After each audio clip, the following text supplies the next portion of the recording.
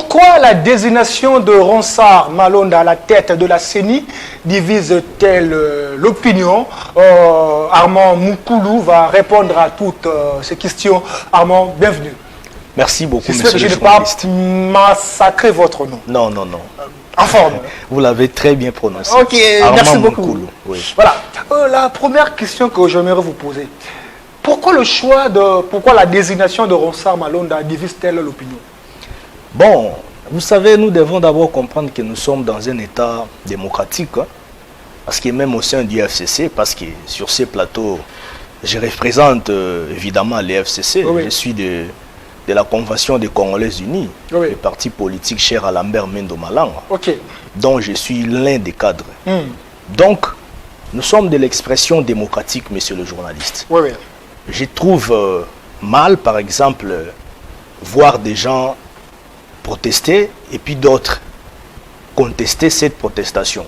Vous comprenez un peu? Excusez-moi pour la tautologie, c'est pour faire comprendre les téléspectateurs qui nous suivent. C'est une émission pédagogique, voilà. Ça veut dire en réalité que l'expression démocratique nous envoie aussi à la liberté d'opinion. Donc, d'une part, on peut voir un groupe d'individus qui organisent des marches, mais ça doit être pacifique. Oui. D'autre part, on peut voir aussi d'autres individus qui s'inscrivent dans une logique contre ceux qui sont en train de marcher. Donc, dans un État qui se dit démocratique, ce n'est que normal. Mais ça dépasse maintenant les cadres constitutionnels et institutionnels. À quel moment? Lorsqu'une marche qui se dit être pacifique devient maintenant dans une logique des actes de vandalisme. C'est à ce moment-là, il y a du trouble, il y a des casses, il y a des brûle-pneus, il y a de saccage de maisons d'autrui, il y a même d'autres atteintes à l'endroit, par exemple, institutionnel, où la Constitution ne prévoit pas qu'il y ait d'individus qui viennent, par exemple, barricader cet endroit-là. Mais je trouve ça normal. Dans le sens de Ronsard Malonda, en réalité, c'était une question qui ne devrait pas nous amener dans des discordances. Pourquoi certaines personnes refusent Ronsard Malonda? Non, mais il faut dire ça, c'est clair. C'est la Senko qui est à la base de tout ça. J'aurais appris que Ronsard Malonda a été le pion de... Non, non, c'est faux, c'est faux. J'aurais appris. Non, non, mais oui, tu parles au conditionnel, oui. Heureusement. Oui. Mais laissez-moi te dire que c'est faux, archi faux. Prouvez-le. Parce que le FCC est une plateforme politique. Lorsqu'on parle d'une plateforme politique, ça veut dire c'est une plateforme qui vise les pouvoirs. Nous sommes politiques et on parle politique. C'est de la même manière avec la Mouka, avec Cash, tout qu'on sort aujourd'hui, nous sommes en coalition avec Cash. Donc, nous sommes partenaires on en parlera. Cash. Et votre process, on en parlera. Effectivement. Oui. Donc, les problèmes avec Ronsard, c'est quoi? J'aimerais un peu ouvrir cette parenthèse. Vous avez tous les temps. Les problèmes avec Ronsard, c'est quoi? Nous sommes en train d'arriver à un endroit où on ne comprend plus la position de l'Église catholique. Parce que l'indépendance, nous l'avons déjà eu à l'époque de 1960, où on était colonisé et puis après, on s'est libéré de la colonisation. Actuellement, peut-être que nous avons un problème sur le plan de la colonisation économique où ça continue, on se bat, on est dans ça. L'Église catholique devra en réalité se situer au centre de l'humanité, c'est-à-dire rester au milieu du village comme Église. Mais on se rend compte que lors de l'élection de la société civile, parce que si nous lisons dans l'article 222 de la Constitution, là où puise les soubassements de la loi organique portant organisation et fonctionnement de la CENI, dans son alinéa 2, vous allez comprendre qu'il est clair et ça stipule ceci. La CENI est constituée en majeure partie de membres de la société civile. On ne dit pas de la Senko ou de l'Église catholique. Néanmoins, les confessions religieuses vont maintenant se choisir l'un d'entre eux, un délégué des confessions religieuses qui va occuper la fonction de la présidence de la CENI. La vice-présidence, ce sont des partis politiques qui vont envoyer. Il y a aussi la plénière qui existe. C'est-à-dire, la présidence, ce sont les confessions les délégués des confessions religieuses. La vice-présidence reviendra à un délégué du parti politique ou des regroupements politiques dans les cas d'espèces majoritaires au pouvoir. Et les rapporteurs reviendra par exemple à l'opposition et ainsi de suite. Et il y aura aussi un poste qui reviendra aux associations de défense des droits des femmes, tout comme ça, ainsi de suite. Donc, la composition d'une manière générale, c'est la société civile. Vous comprenez un peu? Alors, Ronsard Malonda faisait par ça, je dois éclaircir ça. Les gens se posent des questions. Oh non, l'église kimbanguiste l'a rejeté, l'a désavoué, tout comme ça. Non, non, Ronsard n'était pas le candidat de l'église kimbanguiste. C'est une précision. Ronsard Malonda est le candidat des églises indépendantes. Les églises indépendantes marchent en cohabitation avec l'église kimbanguiste. Vous comprenez? Alors, ils étaient au nombre de 23, si je ne me trompe pas. Ils étaient à 23. Au premier tour, il y a eu des candidats mouches, bon, on appelle ça comme ça, ce sont des jargons, qui ont été éliminés. Ils sont restés au nombre de 6, dont il y a eu même des Jérôme Bonso, tout comme ça, ils étaient là-dedans. Et puis après, bon, il y a quelques-uns d'entre eux qui étaient encore éliminés, et ils sont restés au nombre de 3. Il y avait M.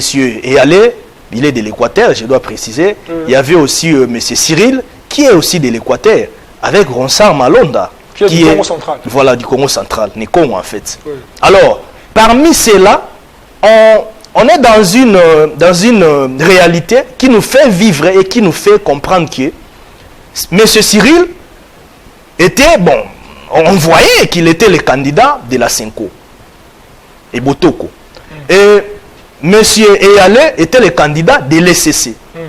Il s'avérerait maintenant que parmi les 3, la Senko viendra retirer la confiance auprès de son candidat, Cyril et Botoko, pour laisser maintenant l'opportunité au candidat de l'ECC, M. Eyalé. Alors, après avoir laissé l'opportunité à M. Eyalé, il est arrivé au moment où toutes les autres confessions religieuses, donc les 6 autres confessions religieuses, ont voté pour Ronsard Malonda sur les 8 confessions religieuses. Donc vous comprenez que Ronsard Malonda était le seul candidat qui avait la charge des opportunités en lui. Donc il était tout à fait normal qu'il puisse passer. Monsieur Armand Moukoulou, Lamouka, Cash, CLC et consorts disent que la désignation de Ronsard Malonda à la tête de la CENI est teintée des irrégularités. Votre réaction? Non, non, ça c'est faux. Bon, les irrégularités, il y en a toujours, hein. Même aux États-Unis d'Amérique. Ça n'a pas respecté la démarche qu'il faut. Non, non, même aux États-Unis d'Amérique, on parle toujours des irrégularités. C'est votre modèle. Oui, aujourd'hui, on voit Marie Le Pen qui continue toujours à contester l'élection de Macron. De l'autre côté, aux États-Unis, on voit Hillary Clinton qui continue toujours à frapper tête dure, contester les élections de Donald Trump. La comparaison n'est pas raison. Non, nous devons quand même faire des petites comparaisons comme ça pour essayer un peu. Mais la comparaison n'est pas raison. Non, c'est une observation. Oui. Donc, ça veut dire ceci. On doit dépasser cette étape-là. Les problèmes à ce niveau ici, c'est quoi? Nous, on se pose une question. En tant que FCC, on se pose une question. On se dit, est-ce que c'est le moment... C'est pendant ce temps ici où il y a eu déjà élection que la Mouka ou la Senko ou consort devrait venir avec cette proposition de l'audit, où il parle de l'audit et puis de la réforme de la CENI. Non, non. Moi, je crois bien, il aurait été mieux que la Senko, avec d'autres plateformes politiques qui aujourd'hui nous amènent des propositions, par exemple, de la réforme ou de l'audit. Réforme, audit, oui. Voilà. Il aurait été mieux qu'il puisse en parler depuis très longtemps, avant même qu'on puisse, par exemple, depuis non, longtemps. avant même qu'on puisse Ils ont même mis à proposer, avant d'arriver aux élections, de répondre aux questions. Non, mais qui ça, fâchent. c'est disait. Il n'y avait pas un document. Répondre aux questions. Non, mais il n'y avait fâchent. pas un document officiel comme ça, avec proposition, il n'y en avait pas. Entre guillemets, la clamer à public. Non, il n'y en avait pas. Là, ce sont des lobbying, tout qu'on sort, ainsi de suite. Ce sont des chantages. Il n'y avait pas un document officiel qui demandait à ce qu'on puisse procéder d'abord à l'audit et puis à la réforme de la CENI. D'autant plus que lorsqu'il y a eu des candidatures, on n'a pas vu la CENCO contester la candidature de Ronsard Malonda. Le problème, ce n'est pas... C'était ça d'abord le problème. Il fallait commencer par là, monsieur le journaliste. Au lieu de laisser passer l'élection et puis revenir à la vitesse linéaire. Le problème, ce n'est pas d'abord la personne de Ronsard Malonda. Le problème, c'est le contexte dans lequel il est désigné. On croira la Mouka, Cash et CLC. Non. Juste mettre un peu de sel dans ce voûte. Non, écoutez. Souvent, ce sont des choses comme ça qui arrivent. Et après, on va recourir auprès de la population, les petits peuples, pour venir réparer les erreurs commises par les élites politiques. Vous voulez dire quoi concrètement par là? Je vais dire ceci par là. Explicité. Je vais dire ceci par là. Dans tout ça, il y a l'œil de la Mouka. Et derrière tout ça, on veut influencer le cash pour qu'après, qu'il y ait... C'est le cash qui influence. Non, je suis en train de parler politique. Donc, on voit l'œil de la Mouka. Parce que je te dirais même qu'il y a même des esprits bien avertis, soit des soupçons, qui nous diraient, par exemple, que M. Eyal de l'ECC serait dans les alentours de Moïse Katumbi. Tu comprends? Donc, il y a des choses qui se passent. Alors, lorsque nous, du FCC, nous sommes en face d'un partenaire que nous aimons beaucoup, mais qui ne comprend pas absolument ce qu'il faut faire pour sauvegarder les acquis démocratiques construits pendant beaucoup des années par Joseph Kabila, des fois, ça nous donne des larmes aux yeux. On se dit, mais on est où là? Parce que si en réalité, on avait la conscience de cette coalition, le cash pour les changements n'allait pas entrer dans des bévies telles que nous sommes en train de voir actuellement, des bavures tout comme ça.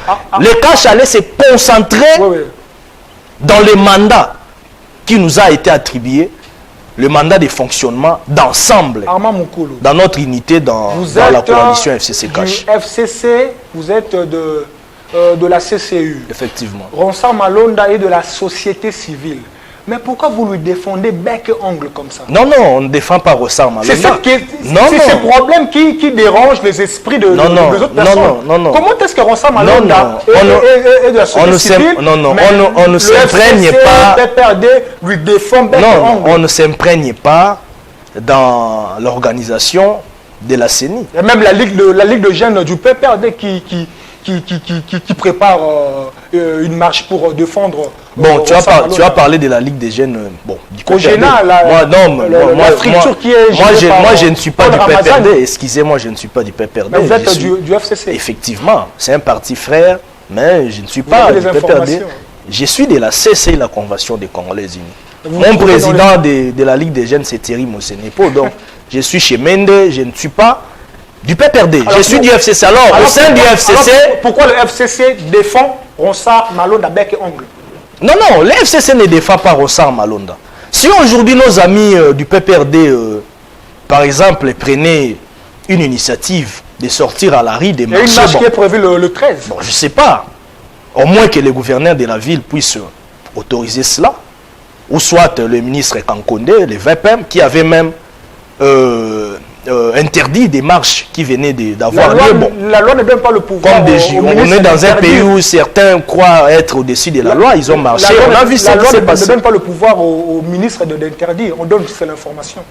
Non, mais on dit souvent nous sommes dans un régime d'information et pas d'autorisation, mais l'information va de pair avec l'autorisation. Parce que lorsque vous venez pour demander l'information, on va vous autoriser. Et si on ne vous autorise pas, c'est-à-dire on vous interdit. Parce que lorsqu'on va vous autoriser, on va vous donner l'accord avec vos itinéraires, par exemple. Vous allez dire, nous, on va commencer par là, pour trébucher par tel coin, ainsi de suite. Mais bon, on connaît ce qui se passe à travers les marches ici dans ces pays. Le mal serait, par exemple, les jours où les amis de l'IDPS ont marché, qu'il y ait par exemple d'autres membres du FCC qui marcheraient aussi. Ça peut se faire un jour. Imaginons un peu. Oui, voilà, ça pourrait peut-être créer beaucoup de turbulences là. Ça, ce n'est pas bien. Lorsque d'autres marchent, on laisse et on cherche un autre jour ou un autre camp pour aussi marcher. C'est comme ça que la démocratie doit fonctionner. Parce que nous sommes de l'expression démocratique. Moi, je ne peux pas venir, moi, ici, sur ces plateaux, commencer à s'opposer à une marche organisée par nos amis de l'IDPS. Ils sont dans ces droits-là de manifester. Mais il faut maintenant manifester dans les normes constitutionnelles, sans aller dans les dérapages. Pour trouver gain de cause, il faut seulement marcher. Il n'y a pas d'autre mécanisme. Bon, c'est parmi des méthodes constitutionnelles d'une expression démocratique. Ça crée des désordres. L'église du pasteur Sonny Kafuta est vandalisée. PPRD et le mouvement de Steve Mais c'est ce que nous dénonçons. Effectivement. Marcher, ce n'est pas mauvais. Ce que nous dénonçons, c'est là. Il y a eu trois militants de l'UDPS qui même s'il y a un seul homme qui tombe, c'est déjà un problème. Quand tu me parles déjà des 3 morts, c'est déjà des trop. Armand Moukoulou, vous êtes de la CCU et du FCC. Récemment, le chef de l'État a nommé les mandataires publics. Dans cette liste, il y avait aussi M. Lambert Mende Malanga. Sa nomination, c'est sa compétence qui a poussé le chef de l'État à jeter son dévolu sur lui, ou c'est sa loyauté vis-à-vis du Yémei qui lui a accordé cette poste? Non, moi je n'entrerai pas dans les histoires de Yémei. Répondez à ma question. Je n'entrerai pas dans cette Yémei ou quoi, non, moi je ne suis pas dans ça. Moi je parle sérieux, je suis en face de la population qui me suit, monsieur. C'est une question sérieuse. Effectivement. Donc on doit parler des choses très pertinentes pour édifier la population et puis amener quand même un plus-value dans la population. Vous répondez à ma question. Voilà, Lambert Mende Malanga d'abord, si il y a 2 personnalités évidentes politiques au sein du FCC, fidèles à Joseph Kabila, je pense que Lambert Mende serait les premiers. C'est la loyauté, non la compétence? La loyauté, d'abord, parce qu'en politique, la loyauté compte. Ça, je ne peux pas te tromper. Mais après, il y a la compétence. Parce que vous avez même vu l'époque où il était au ministère de la Communication et des Médias. Aujourd'hui, nous avons notre aîné Jolino Makelele qui travaille à la dimension de ses ambitions et de ses compétences. Il travaille bien. Mais à l'époque de Lambert Mende, vous avez compris aussi que le monsieur avait quand même laissé la barre haut. Donc, le monsieur avait défendu valablement le pays. Donc, si vous dites qu'il y a un non-dit, concrètement, vous voulez dire quoi par là? Mais Lambert Mende était réclamé. Au-delà de tout cela. Lambert Mende est plus que Jolino. Non, selon vos dires. Non, je n'entrerai pas dans ces débats de caniveau. Nous sommes nationalistes. J'aurais dit juste pour dire. Non. Monsieur Jolino Makelele fait son travail. Oui. Lambert Mende aussi avait fait son travail à son temps. Mais c'est ce qui s'est dit partout. Vous n'avez pas suivi même des vidéos qui circulaient ici où il y a eu même des gens de l'IDPS qui réclamaient Lambert Mende. Qu'est-ce qui prouve qu'ils sont de l'IDPS? Mais il y a une figure emblématique là de l'IDPS qui est tout le temps là dans des chansons, tout qu'on sort dans les animations de l'IDPS. Mais dans votre parti politique là... Donc c'est un monsieur d'abord, de par sa compétence, de par sa sagacité professionnelle, de par son sens managérial, il méritait mieux d'être nommé. Et bon, cela plu aussi au chef de l'État parce que c'est lui qui l'a nommé à travers son ordonnance présidentielle.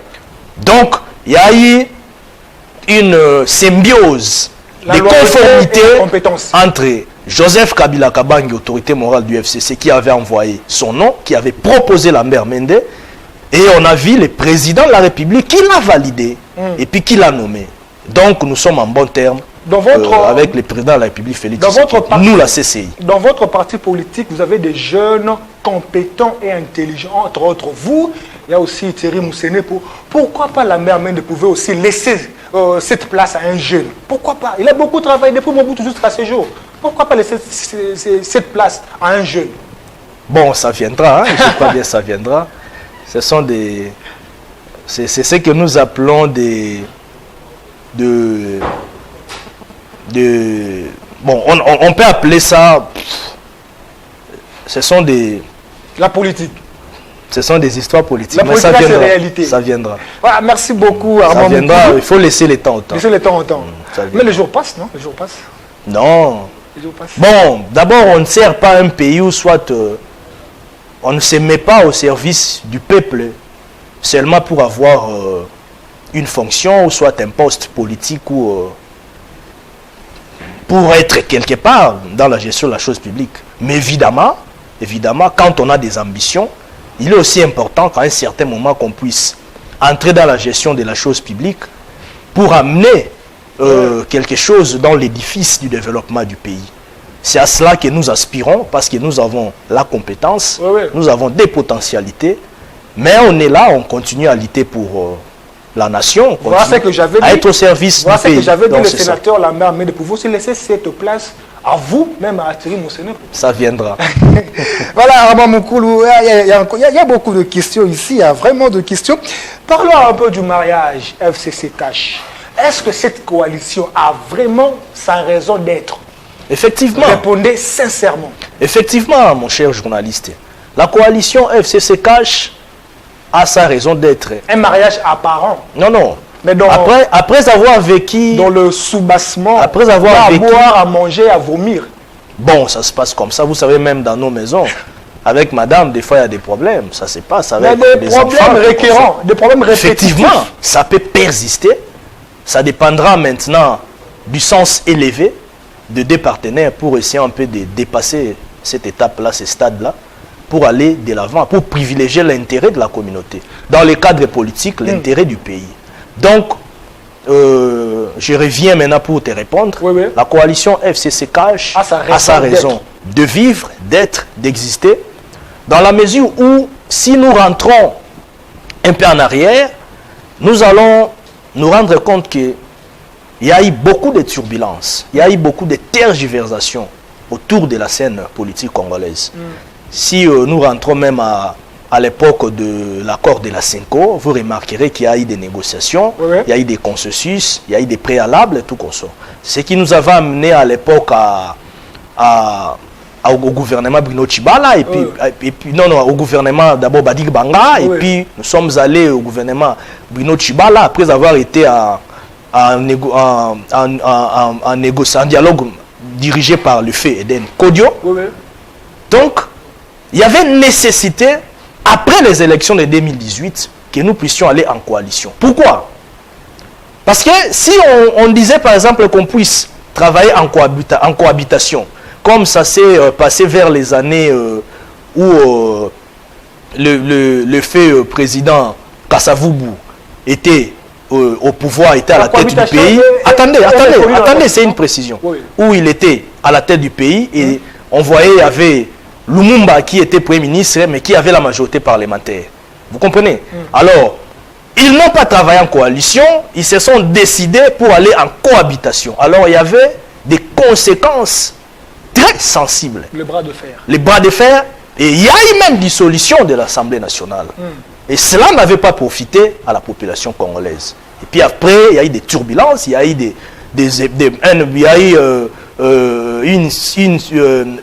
une succession d'époques où il y avait du fer qui s'allumait à tout moment.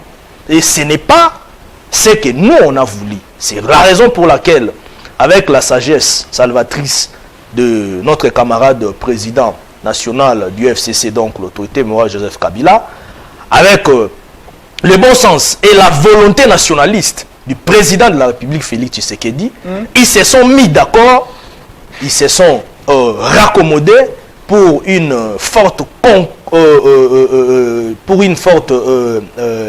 coalition qui mettra en place un gouvernement consensuel où nous avons via les premiers ministres conformément à la constitution de notre pays et les premiers ministres qui venaient de la majorité parlementaire et à la tête nous avons le président de la République. Mais écoutez, au-delà de tout cela, le FCC n'a jamais été égoïste parce qu'on a laissé d'autres entités d'attribution des responsabilités à nos amis du cash.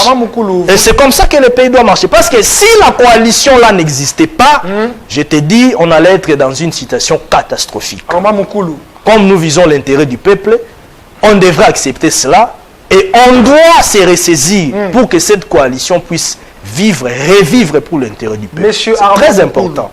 Vous venez de dire tantôt que la coalition FCC-CACH a vraiment sa raison d'être. Je vous rappelle le fait. Le président du Sénat, Tambwe Mwamba, passe sur Top Congo, recadre le chef de l'État. Kabound passe sur Top Congo pour tacler. Non. Le président du Sénat n'avait pas recadré. Permettez que je finisse ma question. Et il ne peut pas le faire. Permettez que je finisse ma question. On ne doit pas amener le chef de l'État dans... Vous aurez votre temps. Kabound revient sur Top Congo pour... Il est chef de l'État, mon frère. Il est président de la République. On lui doit beaucoup de respect. Kabound passe sur Top Congo pour tacler Tambwe Mwamba.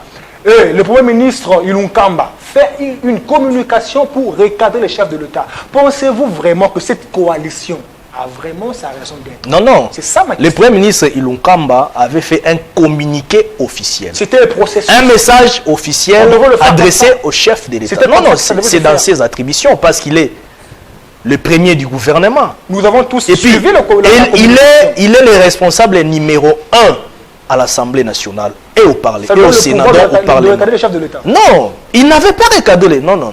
Il faut placer un mot à sa place. Explicité. Tu es journaliste, nous sommes aux médias. C'est ce que nous faisons. Le Premier ministre Ilunkamba était dans ses attributions d'un chef du gouvernement. Tu comprends? Oui. Donc, il était dans ses prérogatives, étant donné qu'il est en train de diriger ces gouvernements de coalition FCC cash. À tout moment, lorsqu'il y a, par exemple, des zones rouges, ou soit il y a des petites incompréhensions. Il y a conflit entre les ministres. Bon, le gouvernement fonctionne, parce que jusque-là, je n'ai pas vu de tiraillements au sein du gouvernement. Ce sont des états-majors politiques qui sont en dehors du gouvernement. Bon, des politiques qui sont en dehors du gouvernement, qui se tiraillent. De ne pas participer au conseil des ministres, j'aurais appris. Non, là, ce sont des rumeurs, il ne faut pas suivre ça. Il est jusqu'à ce jour ministre de la Justice. Ce sont des rumeurs. Il a été interpellé arbitrairement. Bon, nous qualifions ça d'arbitraire. Il a été interpellé au parquet. Il a été interpellé comme ça. Et alors, voilà, il ne participe pas au on l'a fait l'audit et puis il est rentré chez lui. Il est calme. Pourquoi il ne participe pas au conseil des ministres? Non. C'est peut-être par rapport à son calendrier ou son cahier de charges, par rapport à son calendrier ou son emploi du temps. Mais il participe. Il y a des choses là, vous cachez. Non, les ministres d'État, les ministres, tout le monde participe au Conseil des ministres. S'il n'est pas là, il est humain, peut-être qu'il est un peu malade, ou soit il ne se sent pas bien, ou bien il a une autre responsabilité familiale ou qu'on sort à aller peut-être d'abord réparer ou aller répondre. Il est humain comme tout humain. Mais il participe au Conseil des ministres. Une question directe. Entre le FCC et le CACH, qui complique la vie à l'autre? Non. Il n'y a pas question de sincérité complications. Oblige. Je te parle sincèrement. Il n'y a pas question de complications. Si on parlerait de la complication, ça serait trop dire. Ce sont des petites incompréhensions inutiles. Qui ne cessent de se multiplier. Qui ne servent même à rien. Moi, je l'ai toujours dit si haut. On a intérêt de fonctionner ensemble avec nos amis du CACH. CACH Adar, il rappelle la vérité des jours. Ça, ce sont bons. Ce sont des politiques et des humains, comme je te le rappelle. On est en démocratie. Et puis, je ne peux pas moi venir. Je ne peux pas par exemple condamner ou soit mettre en cause le SP Emmanuel Shadari qui viendrait par exemple émettre son point de vue. Bon, c'est son point de vue. Hein. De la même manière, on a vu de l'autre camp M. Kabound. Ça jette le discrédit sur la coalition. Qui parlait aussi des histoires. Donc, effectivement, il y en aura toujours, mon frère. On doit se préparer à cela. Nous sentons que c'est un mariage de contre-nature. Non, même pas. C'est un mariage. Un mari avec sa femme qui a son pesant d'or. C'est un mariage qui a son pesant d'or. Mais seulement des petites incompréhensions que nous devons en réalité réparer et que nous devons éviter pour l'intérêt du peuple congolais. Armand Moukoulou, analyste politique, membre de la CCU, nous arrivons à la fin de notre émission. Échange est un magazine socio-éducatif, un conseil aux jeunes qui vous suivent en ce net moment. Il y a Osé Manzanza qui vous suit en ce net moment. Il y a Osé Manzanza, il y a Trésor Kiyombo, il y a Fabrice Amis, ils sont très nombreux. Ils vous suivent. Un conseil à vos petits qui vous suivent. Bon, on doit rester nationaliste, on doit servir les pays.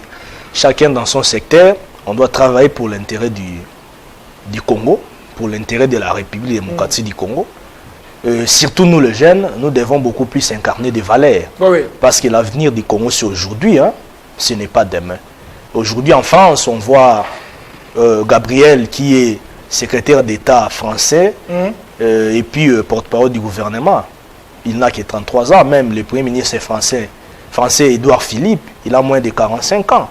Joseph Kabila, quand il est arrivé au pouvoir, il avait quel âge, tu le sais? 29 ans. Donc, c'est à nous, la jeunesse, en réalité, de booster les choses, de booster les lignes rouges pour à ce que nous puissions amener le pays de l'avant.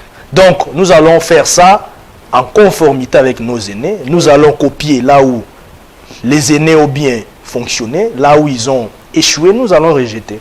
C'était un plaisir de partager le même plateau avec vous. Merci beaucoup. À la prochaine occasion, nous allons encore vous demander de revenir sur ces plateaux pour parler d'autres informations. Merci beaucoup. Voilà, ça n'est fini pour aujourd'hui. Notre émission Échange à pris fin. Suivez-nous lundi à 15h et à 0h. Suivez-nous encore sur notre chaîne YouTube. Tapez juste Paul Giresse Luimbu. Prenez très bien soin de vous. Le travail élève une nation. Travaillons. Au revoir.